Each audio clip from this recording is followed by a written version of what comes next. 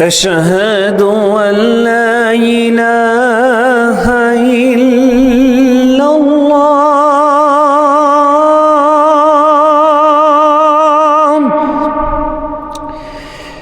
أشهد أن لا إله إلا الله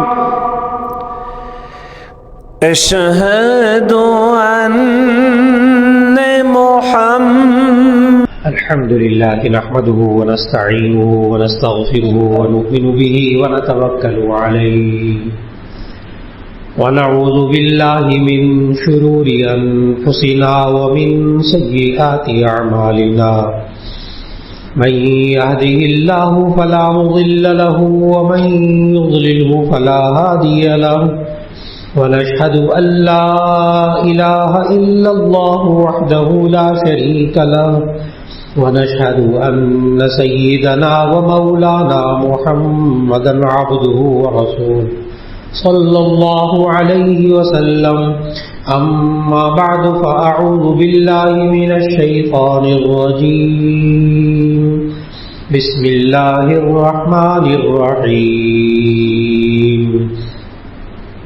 وسارعوا إلى مغفرة من ربكم وجنة عرضها السماوات والأرض أعدت للمتقين الذين ينفقون في السراء والضراء والكاظمين الغيظ والعافين عن الناس والله يحب المحسنين وقال تبارك وتعالى محمد رسول الله والذين معه أشداء على الكفار رحماء بينهم تراهم ركعا سجدا يبتغون فضلا من الله ورضوانا سيماهم في وجوههم من أثر السجود ذلك مثلهم في التوراة ومثلهم في الإنجيل كزرع أخرج شطأه فآزره فاستغلظ فاستوى على سوقه يعجب الزراع ليغيظ بهم الكفار صدق الله العظيم. اللہ رب العزت نے ہم سب کو یہ دین اسلام دین رحمت عطا فرمایا. خود اللہ رب العزت سراپا رحمت ہے. اللہ کی رحمت بہت وسیع ہے. اللہ نے جو آخری نبی صلی اللہ علیہ وسلم کا ہمیں امتی بنایا، ان کا لقب بھی اللہ نے قرآن مجید میں رحمت للعالمین، تمام جہانوں کے لیے رحمت فرمایا. وما ارسلناک الا رحمت للعالمین. اور پھر اس کے ساتھ ساتھ اللہ نے انسانوں کو بھی آپس میں رحم کرنا سکھایا. خود اللہ رحمت کرنے والا نبی کریم صلی اللہ علیہ وسلم کو رحمت بنا کر بھیجا، اور انسانوں کو بھی آپس میں رحم کرنا سکھایا. یہاں تک کہ نبی کریم صلی اللہ علیہ وسلم نے ارشاد فرمایا الراحمون یرحمہم الرحمن، کہ جو رحم کرنے والے ہوتے ہیں ان پر رحمان بھی رحمت کرتا ہے. اور پھر اللہ نے ہمیں نبی کریم صلی اللہ علیہ وسلم کے ذریعے یہ سبق بھی سکھایا کہ ارحموا من فی الارض یرحمکم من فی السماء. تم زمین والوں پر رحم کرو، آسمان والا تم پر رحم کرے گا. تو انسانوں کو ایک دوسرے کے لیے رحم کرنا سکھایا، چاہے وہ انسان مومن ہو، مسلم ہو یا کافر ہو۔ نبی کریم صلی اللہ علیہ وسلم کفار کے لیے بھی رحمت تھی، غیر مسلموں کے لیے بھی رحمت تھی، اور اس کے بے شمار واقعات سیرت طیبہ میں موجود ہیں۔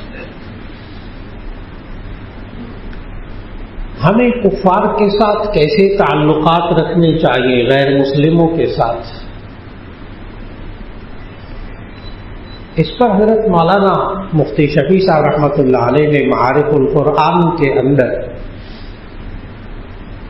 4 چیزیں بتائی کہ آپ کافروں کے ساتھ کیسا سلوک رکھیں گے،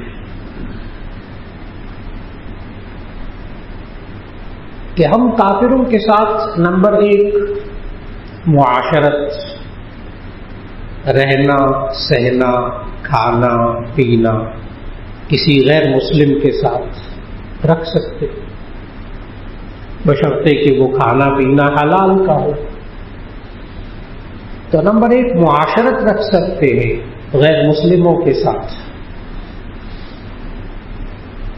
نمبر 2 معاملات، لین دین، تجارت، قرض کا لین دین کافروں کے ساتھ کر سکتے، اس کی اجازت ہے۔ تیسری چیز مواسات، غم خواری، دکھ درد میں کام آنا،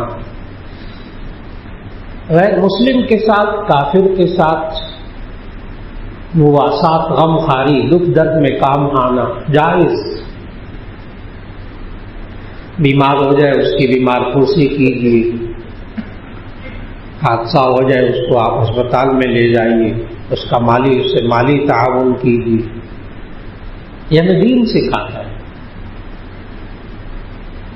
کہ آپ غیر مسلموں کے ساتھ معاشرت بھی رکھ سکتے ہیں، معاملات بھی کر سکتے ہیں، اور پھر اس کے ساتھ ساتھ آپ مواسات، غمخواری، دکھ درد میں بھی کام آ سکتے ہیں۔ یہ کہیں نہیں کہا گیا مسلمان کو کہ جو غیر مسلم ہو اس کے ساتھ غیر انسانی سلوک کرو، یہ تو کہیں قرآن میں نہیں۔ اور چوتھی چیز ہے موالات، قلبی دوستی، اس سے اللہ نے منع کیا قرآن مجید میں، یا ایھا الذین آمنوا لا تتخذوا اليہود والنصارى اولیاء بعضهم اولیاء بعض، اے ایمان والو تم یہود و نصارہ کو دوست مت بناؤ۔ آپ بھی سوچتے ہوں گے کہ ابھی تو بتایا کہ کافروں کے ساتھ، غیر مسلموں کے ساتھ آپ معاشرت بھی رکھ سکتے، کھانا پینا رہنا سہنا، ظاہر ہے وہ دشمنی کی بنا پر تو نہیں ہوگا، وہ دوستی کی بنا پر ہوگا۔ آپ اسے معاملات کرتے ہیں، لین دین کرتے ہیں، تجارت کرتے ہیں، کوئی دشمنی کی بنا پر تو نہیں ہوگا، دوستی کی بنا پر ہوگا۔ آپ کے ذہن میں یہ بات بھی آئے گی کہ موالات، مواسات، غم خواری، دکھ درد میں کام آنا، تو آخر کار دوستی ہوگی، تو تبھی آپ اس کے ساتھ غم خواری کریں گے۔ پھر یہ چوتھی چیز کیا ہے جس کے بارے میں اللہ نے منع فرمایا کہ لا تتخذوا اليہود والنصارى اولیاء بعضهم اولیاء بعض، اے ایمان والو یہ یہود و نصارہ کو دوست مت بناؤ، ایسا قلبی دوست کہ جس کی وجہ سے تم ان کے اعمال اختیار کرنے لگو، ان کے عقائد اختیار کرنے لگو، حلال حرام کی پرواہ بھی نہ کرو، جو وہ حرام کھا رہے ہیں وہی تم بھی حرام کھانا شروع کر دو، جو ان کا کلچر، ان کی ثقافت ہو ناجائز اسے تم بھی اختیار کرنا شروع کر دو۔ ایسی قلبی دوستی ہو تو پیچھے ہٹ جائے۔ یہ ہے یا ایھا الذین آمنوا لا تتخذوا اليہود والنصارى اولیاء، تم قلبی دوستی ایسی نہ بناؤ، دلی دوستی، بعضهم اولیاء بعض، یہ آپس میں ایک دوسرے کے دوست تھے. یہ مسلمان کے کبھی دوست نہیں بنے گے. اور یہ بات اللہ نے تورات اور انجیل میں بھی مثال دے کر سمجھا دی تھی پہلے سے. سورہ فتح کی آخری آیت میں نے ابھی شروع میں تلاوت کی. محمد الرسول اللہ والذین معہ اشداء علی الکفار رحماء بینہم. محمد صلی اللہ علیہ وسلم اللہ کے رسول ہیں. والذین معہ، اور جو ان کے ساتھ ہیں، ان کو ماننے والے ہیں. اشداء علی الکفار رحماء بینہم، یہ کافروں کے لیے بہت سخت ہے لیکن آپس میں رحم دل ہے. تراہم رکعا سجدا یبتغون فضلا من اللہ ورضوانا، آپ ان کو دیکھیں گے کہ یہ رکوع اور سجدے میں اللہ کی رضا تلاش کرتے ہیں، اللہ کس طرح راضی ہے. سیماہم فی وجوہہم من اثر السجود، ان کے چہروں میں، ان کی پیشانیوں میں سجدے کے نشانات ہوں گے. آگے الفاظ غور سے سنیے گا. ذالک مثلہم فی التوراۃ ومثلہم فی الانجیل، یہ وہ ہے جن کی مثال تورات میں تھی، جن کی مثال انجیل میں تھی. پہلے سے اللہ نے بتایا. لیکن آپ سوچئے گا کہ جو تورات اور انجیل میں محمد صلی اللہ علیہ وسلم کی شان بیان ہوئی اور ان کے ماننے والوں کی جو شان بیان ہوئی، کہیں اس میں فرق تو نہیں آ گیا کچھ؟ میں ترجمہ دوبارہ کر لیتا ہوں. محمد الرسول اللہ والذین معہ اشداء علی الکفار رحماء بینہم، کہ محمد صلی اللہ علیہ وسلم اللہ کے رسول ہیں اور ان کو ماننے والے اشداء علی الکفار کافروں کے لیے بہت سخت ہوں گے. رحماء بینہم، آپس میں رحم دل ہوں گے. سوچیے گا کسی وقت بیٹھ کر کے کیا الٹ تو نہیں ہو گیا کہ آپس میں مسلمان لڑ مر رہے ہیں، آپس میں لڑائیاں اور ساری یاریاں دوستیاں کافروں کے ساتھ. الٹ تو نہیں ہو گیا جس کا خمیازہ بھگتنا پڑتا ہے انسان. یہ الٹ کر بیٹھا آج یہ مسلمان. آپس میں رحماء بینہم تھا، یہ آپس میں رحم دل، یہ آپس میں ملکی سطح پر بھی فرقوں میں بٹ کر بھی لڑ رہے ہیں، مار رہے ہیں ایک دوسرے کو. وہ بھی کہتا ہے میں مسلمان ہوں، وہ بھی کہتا ہے میں مسلمان، دوسرا کہتا ہے میں اس سے بڑا مسلمان. مسلمان ملک کے آپس میں لڑ رہے ہیں اور یہ کمزوری دیکھ کر کافر ہمیشہ شیر ہو جاتا ہے اور مسلمان کمزور ہو جاتا ہے. یہ بھی اللہ نے ہمیں قرآن مجید میں بتایا. یا ایھا الذین آمنوا اطیعوا اللہ ورسولہ ولا تنازعوا فتفشلوا وتذهب ريحكم. یا ایھا الذین آمنوا اطیعوا اللہ ورسولہ، تم اللہ اور اس کے رسول کی بات کو مان کر چلو. ولا تنازعوا، آپس میں نہ جھگڑا کرو، آپس میں لڑائیاں نہ کیا کرو. فتفشلوا، تم شل ہو جاؤ گے، مفلوج ہو جاؤ گے. وتذهب ريحكم، اور تم ثابت قدم نہیں رہو گے، تمہارے اندر مضبوطی نہیں رہے گی. لفظی ترجمہ ہے وتذهب ريحكم، تمہاری ہوا بھی اکھڑ جائے گی، تم زمین پر جم کر کھڑے بھی نہیں ہو سکتے. مسلمانوں کو کہا یا ایھا الذین آمنوا اطیعوا اللہ ورسولہ. اب وہی ایمان والے مسلمان نہ اللہ کی بات مان رہے نہ رسول کی بات کو مان رہے اور جھگڑ بھی رہے آپس میں، پوری آیت کی مخالفت.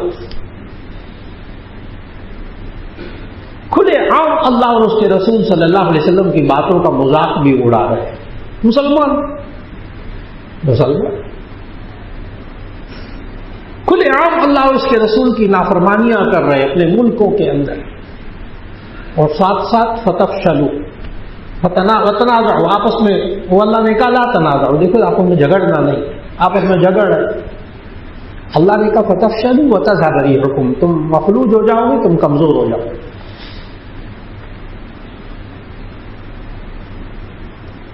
اب سوال یہ ہے کہ اللہ نے جب یہ کہا کہ اشداء علی الکفار رحماء بینہم، کہ کافروں کے لیے انتہائی سخت، آپس میں رحم دل، اب پھر میری شروع کی بات میں اور اب اس جملے کے اندر آپ کو پھر تعارض محسوس ہو رہا ہوگا کہ آپ نے یہ کہا کہ جی ابھی تو آپ نے کہا کہ کافروں کے لیے معاشرت رہنا سہنا بھی ان کے ساتھ جائز، کھانا پینا جائز، معاملات ان کے ساتھ جائز، ان کے ساتھ مواسات غمخواری دکھ درد میں کافروں کے آنا جائز، قلبی دوستی نہیں رکھنی، موالات جائز نہیں۔ تو وہ جو تین چیزیں آپ نے پہلے بتائی ہیں وہ ظاہر ہے دوستی کی بنیاد پر ہوتی، دشمنی کی بنا پر تو نہیں ہوتی، تو پھر اس آیت کا کیا مطلب ہوگا اشداء علی الکفار رحماء بینہم؟ کہ مسلمان جو اللہ اور اس کے رسول صلی اللہ علیہ وسلم کو ماننے والا ہے اس کا مزاج یہ ہے کہ اشداء علی الکفار رحماء بینہم، کافروں کے لیے بہت سخت، آپس میں رحم دے۔ اب وہ سوال ہوگا کہ القرآن یفسر بعضہ بعضا، یہ قرآن خود اپنی تفسیر کرتا ہے ایک حصے کی دوسری جگہ جا کر، اور اللہ نے ہمیں سمجھایا کن کافروں کے ساتھ اچھا سلوک کرنا ہے، کن کافروں کے ساتھ برا سلوک کرنا ہے، یہ اللہ نے ہمیں قرآن مجید میں کھل کر بتایا۔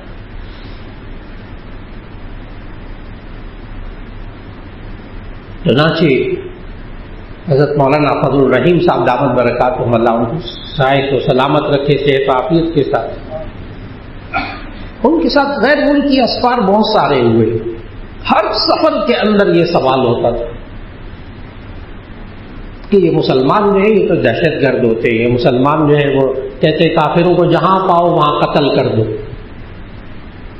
یہ سوالات ہوتے تھے کہ مسلمان جو ہے وہ تو یہ کہتا ہے کہ جہاں کافر کو پاؤ قتل کر دو۔ تو کوشش ہوتی تھی کہ اپنے ساتھ قرآن مجید بھی رکھتے تھے اور پھر اس کے ساتھ ساتھ اس ملک کے مطابق ترجمہ بھی ساتھ رکھتے تھے۔ یہی بات جاپان میں پیش آئی، ٹوکیو یونیورسٹی میں لیکچر تھا، جاپان میں جب جانا ہوا تو وہاں ٹوکیو یونیورسٹی کے ان اساتذہ نے اور بڑے بڑے بخشو یعنی بدھ مذہب کے جو رہنما، انہوں نے یہ سوال کیا کہ آپ کیا یہ امن کی اور رحمت کی باتیں کرتے ہیں، آپ کے تو قرآن میں یہ ہے، آپ اسلام میں آپ کو یہ سکھاتا ہے کہ جہاں کافر کو پاؤ وہاں قتل کر دو اور کافروں کے ساتھ سخت رویہ رکھو، اشداء علی الکفار، تو آپ یہ کیا رحمت اور امن کی بات کیا کرتے ہیں آپ لوگ اسلام کی؟ تو ہم اسے پوچھتے تھے کہ آپ کو یہ بات کس نے بتائی، آپ کو یہ بات کس نے بتائی کہ یہ جو مسلمان ہوتا ہے اس کا مزاج یہ ہوتا ہے کافروں کے لیے بہت سخت ہوتا ہے، یہ کہتا ہے جہاں کوئی کافر پاؤ اس کو قتل کر دو۔ تو ہم نے کہا یہ بات آپ کو کس نے بتائی؟ صرف ایک جواب ہوتا تھا ان کا کہ میڈیا، ہمیں میڈیا نے یہ بات بتائی ہے کہ مسلمان ایسے ہوتے ہیں، مسلمان ایسے ہوتے ہیں، مسلمان کہتے ہیں کافروں کو جہاں پاؤ قتل کر دو۔ اب ان کے سامنے قرآن مجید کی وہ آیات رکھی اور ان کا ترجمہ رکھا ان کی اپنی زبان کے اندر، جاپانی کے اندر، اور ان کو بتایا کہ دیکھیں یہ والی وہ آیت ہے جو اللہ نے کہا قرآن مجید میں کہ وہ کافر وہ غیر مسلم اخرجوکم من دیارکم، جو تمہارے وطنوں سے تمہیں نکالے، تمہارے دین کو نقصان پہنچائیں، تمہارے مال کو نقصان پہنچائیں، تمہارے بچوں کو نقصان پہنچائیں، فاقتلوہم حیث ثقفتموہم، پھر ان کو قتل کر دو جہاں تم پاؤ۔ اور آگے آیت کیا ہے فوراً وہ کھول کر دکھائی، اس کا ترجمہ دکھایا، اور وہ کافر وہ غیر مسلم جو تمہیں اپنے وطن سے نہ نکالے، تمہارے وطن پر قبضہ نہ کرے اور تمہارے دین کو نقصان نہ پہنچائے، تمہارے مال کو نقصان نہ پہنچائے، تمہارے بچوں کو بوڑھوں کو نقصان نہ پہنچائے۔ آگے قرآن مجید کی آیت پڑھنے لگا ہوں کہ ایسے کافروں کے ساتھ کیا کرنا ہے، ان تبروہم وتقسطوا الیہم، ان کے ساتھ اچھا سلوک کرنا، ان کے ساتھ انصاف کرنا۔ جب یہ آیات ان کے سامنے کھول کر دکھائیں تو ان کے الفاظ پتہ کیا تھے؟ ان کے الفاظ سے یہ تو اقوام متحدہ کا چارٹر ہے انسانی حقوق کا، یہ تو آپ نے جو ابھی آیات کا ترجمہ ہمیں دکھایا، یہ تو اقوام متحدہ کے انسانی حقوق کا چارٹر ہے کہ جو تمہارے ساتھ اچھے طریقے سے آپس میں رہتے ہیں، چاہے کوئی دین ہو، ان کے ساتھ اگر تمہیں نقصان نہیں پہنچا رہے تو ان کے ساتھ اچھا سلوک کرو، ان کے انسانی حقوق کو پورا کرو۔ لیکن جب تمہیں کوئی تمہارے وطن کو نقصان پہنچائے، تمہارے گھروں کو نقصان پہنچائے، تمہارے بچوں کو نقصان پہنچائے، تمہارے مال کو، تمہارے دین کو نقصان پہنچائے، تو پھر ایسی صورت میں تم اس کا رد عمل ظاہر کرو۔ کہنے لگے یہ تو اقوام متحدہ کے انسانی حقوق کا چارٹر ہے۔ ہم نے کہا بالکل درست، پھر اس کو تو ہم بھی مانتے، اس کو تو ہم بھی مانتے، یہ تو ہمارا بھی ملکی قانون ہے۔ آج بات کو بہت سمجھنا ہے، بہت اچھی طرح۔ آج مسلمان بہت بہک چکا اس وجہ سے کہ اللہ اور اس کے رسول صلی اللہ علیہ وسلم کی بات کو ماننے پر تیار نہیں ہے، آپس میں ایک دوسرے پر رحم کرنے پر تیار نہیں ہے، آپس میں لڑنے مرنے پر تیار ہے، آپس میں اختلافات ہیں، لیکن دوستیاں ساری کافروں کے ساتھ ہیں۔ اور اس وقت آنکھیں کھلتی ہیں، اس وقت آنکھیں کھلتی ہیں جب مصیبت کے وقت میں آج تک پاکستان کے کوئی کام نہیں آیا، کوئی یہودی پاکستان کے کام نہیں آیا، کوئی عیسائی پاکستان کے کام نہیں آیا، کوئی ہندو پاکستان کے کام نہیں آیا، کبھی نہیں آیا۔ پاکستان پر اتنے حالات آئے، کبھی کوئی مدد کو نہیں آیا۔ اس وقت وہ آیت سمجھ میں آتی جو اللہ نے کہا، دیکھیے اللہ خالق ہے، یہ کوئی انسانی سوچ نہیں ہے جو میں بتا رہا ہوں، یہ اللہ خالق ہے۔ اللہ کہہ رہا ہے یا ایھا الذین آمنوا لا تتخذوا اليہود والنصارى اولیاء بعضهم اولیاء بعض۔ ایمان والو تم یہود و نصارہ کو دوست مت بناؤ۔ کیسا دوست؟ اس کی وضاحت میں نے عرض کر دی۔ ایسا دوست مت بناؤ کہ پھر ان کے کلچر کو بھی اپنانے لگو، ان کی ثقافت کو بھی اپنانے لگو، ان کے خیالات کو بھی اپنانے لگو، اور ان کے مالیاتی نظام کو بھی اپنانے لگو، اور سود کو اپنے اندر ایسا گھچ بس کر لو کہ اس کے بعد تو اس کے بغیر گزارا ہی نہیں ہوتا، اور پھر اس کے بعد انہی کو، ان یہود و نصارہ ہی کو خوش کرنے کی فکر کرنا چاہے اللہ ناراض ہو جائے۔ جب مسلمان کا یہ والا مزاج ہو گیا تو اسی صورت میں یہی مسلمان کمزور ہو گیا۔ نبی کریم صلی اللہ علیہ وسلم نے ان حالات کی نشاندہی بہت پہلے فرما دی تھی۔ نبی کریم صلی اللہ علیہ وسلم نے ارشاد فرمایا ایک دفعہ، ایک وقت ایسا آئے گا کہ مسلمانوں کے خلاف یہ کہا جائے گا کہ آؤ ان کو کھا جاؤ۔ حدیث کے الفاظ کا ترجمہ کہ ایک وقت ایسا آئے گا مسلمانوں پر کہ کہا جائے گا آؤ ان کو کھا جاؤ۔ اور آگے مثال دی نبی صلی اللہ علیہ وسلم نے اس حدیث میں، کما تداعی الآخلۃ الی قصعتھا، جیسے کہ کھانا کھلانے والی ایک پیالے کی طرف دعوت دیتی ہے، کھانے والے پیالے کی طرف آؤ کھا جاؤ۔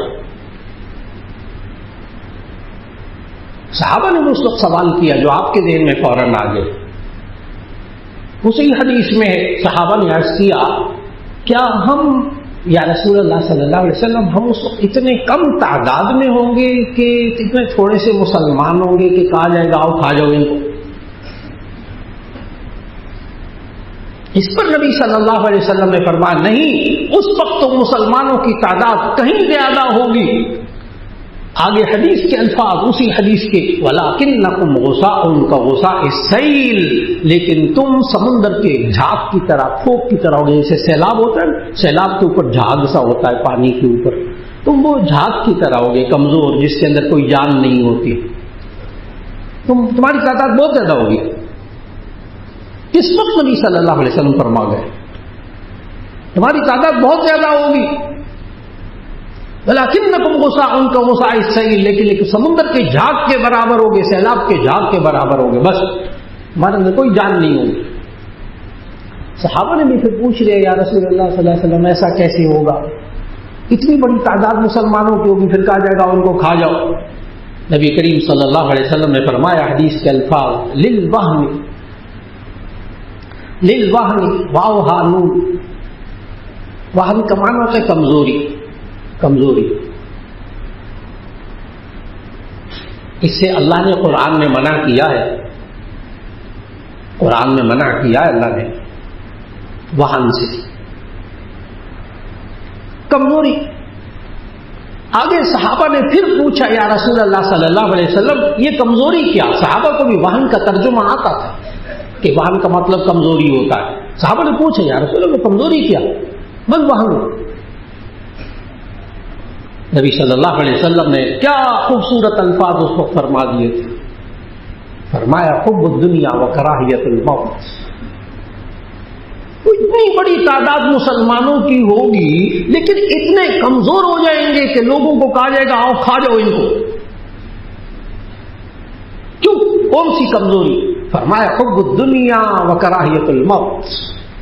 یہ مسلمان دنیا کی محبت میں پڑ جائے گا، دنیا کی محبت اس سے دل کے اندر آ جائے گی، یہ حلال حرام کی پرواہ نہیں کرے گا. وکراہیت الموت، اور یہ موت سے ڈرتا ہوگا، اور اس کے ذہن میں یہ بات ہوگی کہ بس میرے پاس پیسے ہوں، میرے پاس ڈالر ہوں، میرے پاس یہ چیزیں ہوں تو ایسی صورت کے اندر میں کامیاب ہوں.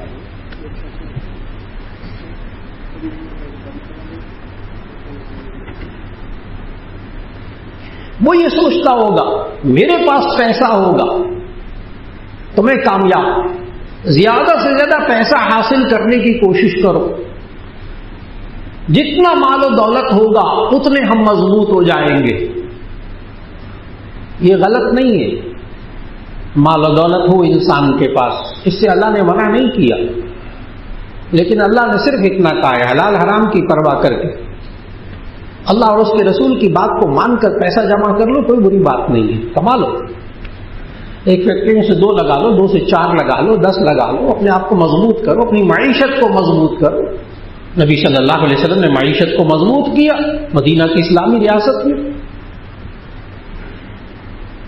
جب مدینہ کی اسلامی ریاست قائم ہوئی تو نبی صلی اللہ علیہ وسلم نے سب سے پہلے، دیکھیے گا، مالی طور پر مضبوط کرنا اپنے آپ کو یہ بہت ضروری ہے، لیکن اللہ اور اس کے رسول صلی اللہ علیہ وسلم کے حکم کے مطابق.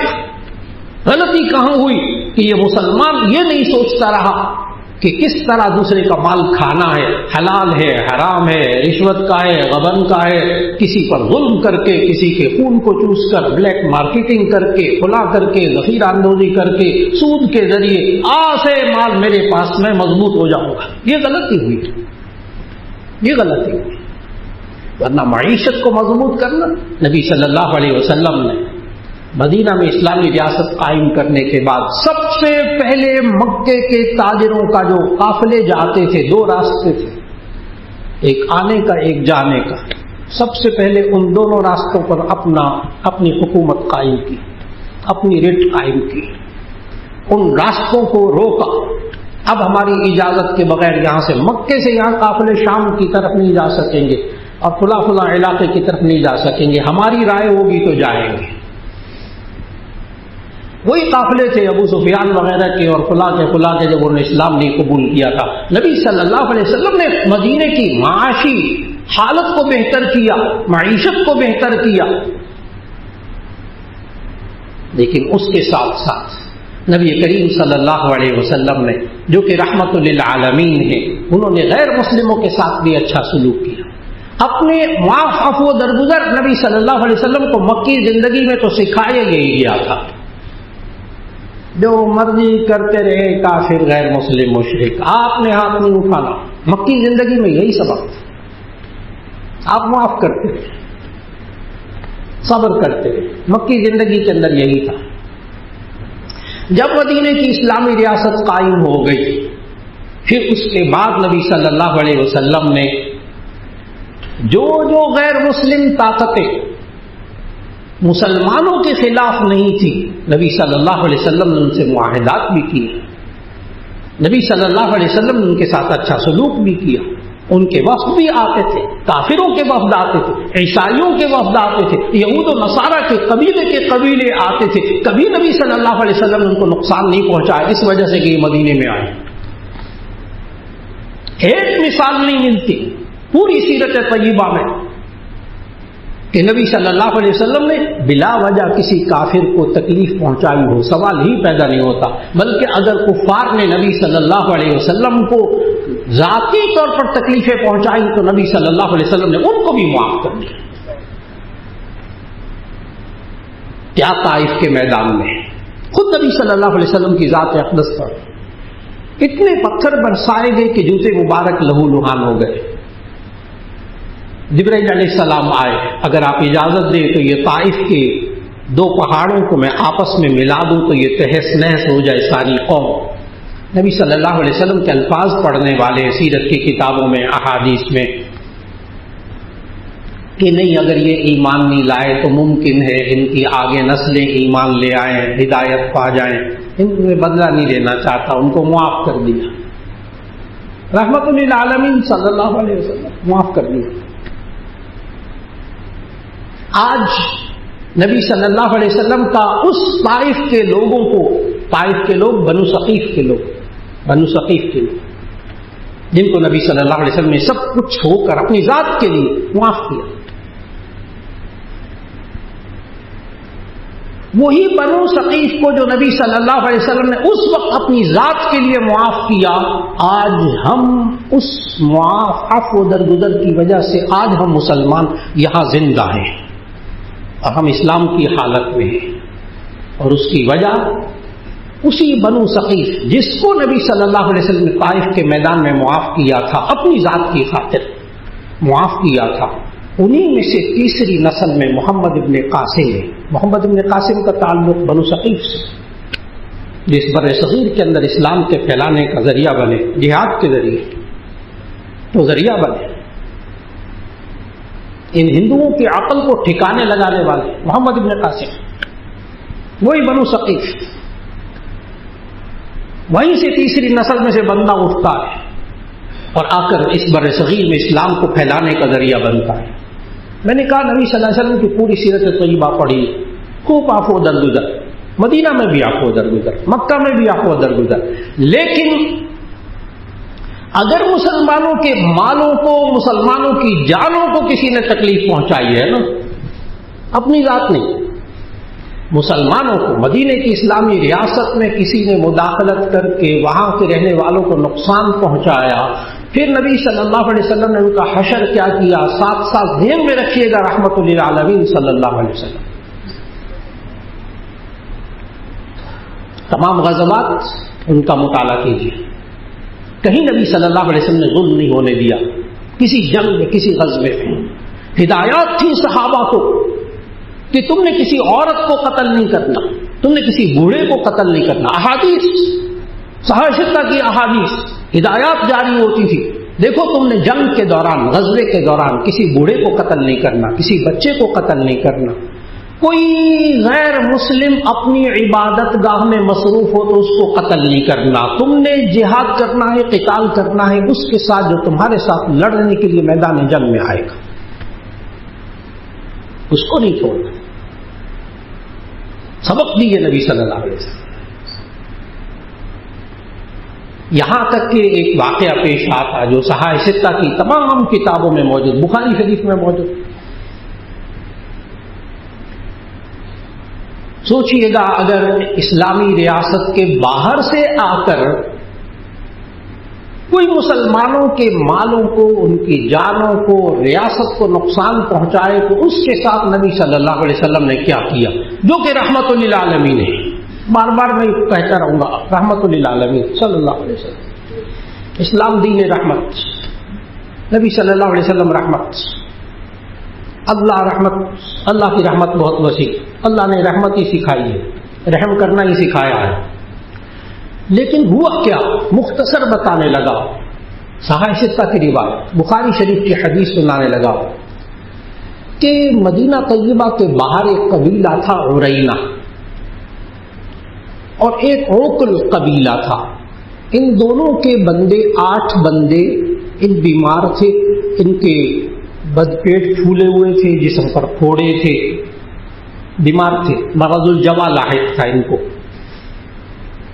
پیٹوں کے امراض میں مبتلا تھے۔ یہ آگے اہل عرینہ مدینہ میں، نبی صلی اللہ علیہ وسلم نے حالت دیکھی ان کی تو ان کو کہا کہ انہوں نے ظاہر یہ کیا کہ ہم ایمان والے ہیں، بعد میں ابھی میں بتاتا ہوں کہ وہ حدیث میں موجود کہ یہ منافق تھے اور بعد میں مرتد ہو گئے تھے، اصل میں دین کے ساتھ ان کا تعلق بھی نہیں تھا۔ تو یہ جب مدینے میں آئے، ان کی بیماری کی کیفیت کو نبی صلی اللہ علیہ وسلم نے دیکھا تو نبی صلی اللہ علیہ وسلم نے کہا کہ یہ مدینے کے ارد گرد صدقے کی اونٹنیاں چل رہی ہیں، صدقے کی اونٹنیاں، تو ان اشربوا من البانھا و ابوالھا، بخاری شریف کی حدیث کے الفاظ، اشربوا من البانھا و ابوالھا، تم ان کے دودھ پیو اور ان کے پیشاب بدن پہ استعمال کرو۔ انہوں نے ایسا کیا، تندرست ہو گئے، اہل عرینہ تندرست ہو گئے۔ جب تندرست ہو گئے تو اس کے بعد بخاری شریف کی حدیث کے مطابق انہوں نے ان اونٹنیوں کو اس پر قبضہ کیا، انہی صدقے کی اونٹنیاں، ان اونٹنیوں کو بھی زخمی کیا، ساتھ لے گئے، اور اس وقت ان کے 2 صحابہ جو صدقے کی اونٹنیوں کی نگرانی کرتے تھے ان کو قتل کیا، انہی اہل عرینہ نے۔ اب دیکھیے گا، مدینے کی اسلامی ریاست اور اس کے اندر باہر سے آ کر صحابہ، 2 صحابہ ان کو شہید کیا، ان میں سے ایک تو حضرت ابو ایوب انصاری رضی اللہ تعالیٰ عنہ کے بیٹے بھی تھے، اور ایک اور صحابی، ان دونوں کو قتل کیا انہی اہل عرینہ نے، باہر کے بندوں نے آ کر۔ ظاہر ہے کافر، بعد ظاہر کیا، بعد میں مرتد ہو گئے، اور ان 2 صحابہ کی آنکھوں میں گرم کر کے سلاخیں پھیری اور چلے گئے، اونٹنیوں کو لے گئے۔ دیکھیے انہی اونٹنیوں کے دودھ کو پی کر اللہ نے شفا دی، ہاں صحت مند ہوئے، جس تھالی میں کھایا اسی میں چھید کیا۔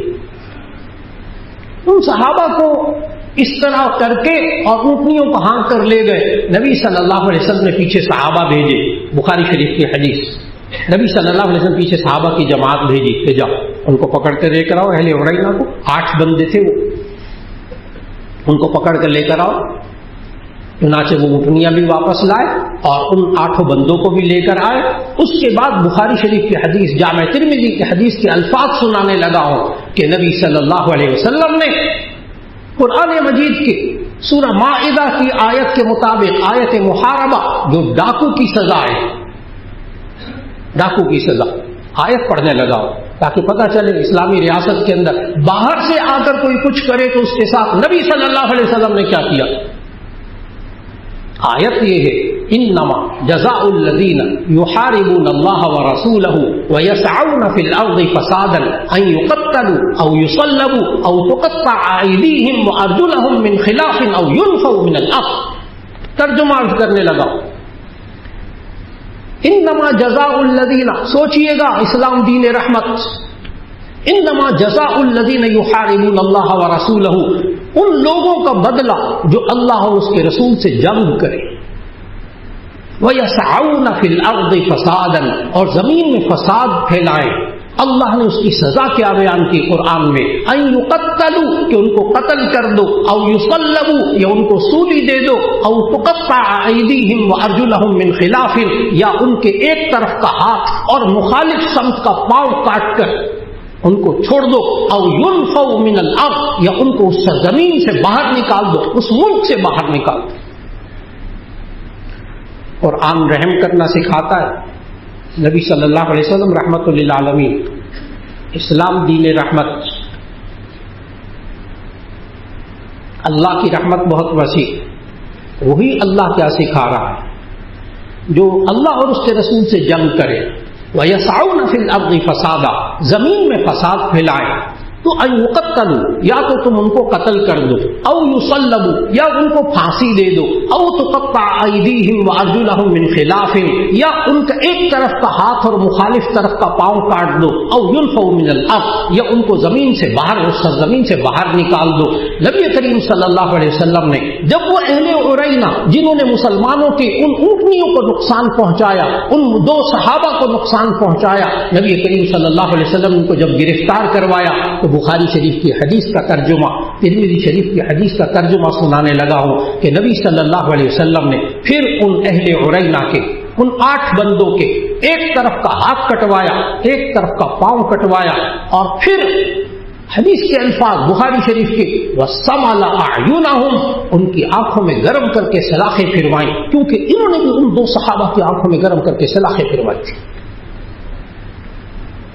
حضرت انس رضی اللہ تعالیٰ عنہ سے یہ روایت، حضرت انس رضی اللہ تعالیٰ عنہ فرماتے ہیں کہ ان کی آنکھوں میں گرم سلاخیں پھروا کر ایک طرف کا ہاتھ ایک طرف کا پاؤں کٹوا کر القاہم بالحرہ، ان کو مدینہ شریف کے قریب جو 2 ہے، حرہ جنوبیہ، حرہ شمالیہ، گرم ترین علاقے جن کی آج بھی مدینہ سے اگر آپ جدہ آئیں تو آپ کو راستے میں کچھ کالے کالے پہاڑ نظر آئیں گے، آپ کو کچھ کالی سرزمین نظر آئے گی، اس میں کوئی جاندار نہیں ہے، اس میں درخت بھی کوئی نہیں ہے، اتنی گرمی وہاں پڑتی ہے کہ کالے پتھر ہیں اس وقت، اس کو حرہ کا علاقہ کہتے ہیں۔ نبی صلی اللہ علیہ وسلم نے ان مسلمانوں کے دشمنوں کو، ان مسلمانوں کے مالوں کو، ان کی اونٹنیوں کو، ان کے صحابہ کو تکلیف پہنچانے والوں کو یہ سزا دی کہ ایک طرف کا ہاتھ کٹوایا قرآن مجید کے حکم کے مطابق، اللہ کے حکم کے مطابق، ایک طرف کا پاؤں کٹوایا، ان کی آنکھوں میں گرم کر کے سلاخیں پھروائی، وَأَلْقَاهُمْ بِالْحَرَّةِ، اور ان کو حرہ کے علاقے میں ڈلوا دیا۔ آگے بخاری شریف ترمذی شریف کے الفاظ کا ترجمہ یہ ہے، حضرت انس فرماتے ہیں میں ان کو دیکھا کرتا تھا اہل عرینہ کو یکد الارض بفیہ حتی ماتوا، کہ وہ پیاس کی وجہ سے زمین چاٹتے تھے یہاں تک کہ وہ مر گئے۔ یہ سب کچھ کیا رحمت للعالمین صلی اللہ علیہ وسلم نے۔ کافروں کے لیے جو آپ کے مال کو تکلیف نہیں پہنچاتے، آپ کی جان کو تکلیف نہیں پہنچاتے، آپ کے دین کو نقصان نہیں پہنچاتے، آپ کو مالی جانی نقصان نہیں پہنچاتے، ان کے ساتھ معاشرت بھی آپ رکھ سکتے ہیں، ان کے ساتھ معاملات بھی کر سکتے ہیں، ان کے ساتھ مواسات، غم خاری، دکھ درد میں بھی ان کافروں کے کام آئیں گے، لیکن قلبی دوستی اختیار نہیں کریں گے، ایسی قلبی دوستی جس سے ایمان اور اعمال خراب ہونے لگ جائیں۔ لیکن اگر وہ کافر اسلامی ریاست کے اندر آ کر مسلمانوں کی جانوں کو نقصان پہنچائے تو مسلمانوں کے مالوں کو نقصان پہنچائے۔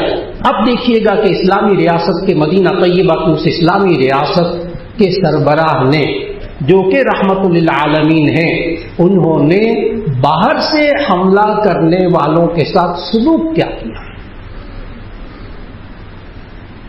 اس واقعے کے بعد مدینہ منورہ کی اسلامی ریاست میں کسی کو جرأت نہیں ہوئی کہ آ کے مسلمانوں کی اونٹنیوں کو بھی تکلیف پہنچائے۔ پھر کسی کو زحمت نہیں ہوئی، کسی کو ایسا خیال بھی نہیں آیا کہ مدینے میں گھس کر اسلام کو اور مسلمانوں کو نقصان پہنچائے۔ پھر نہیں ہو سکا۔ کب؟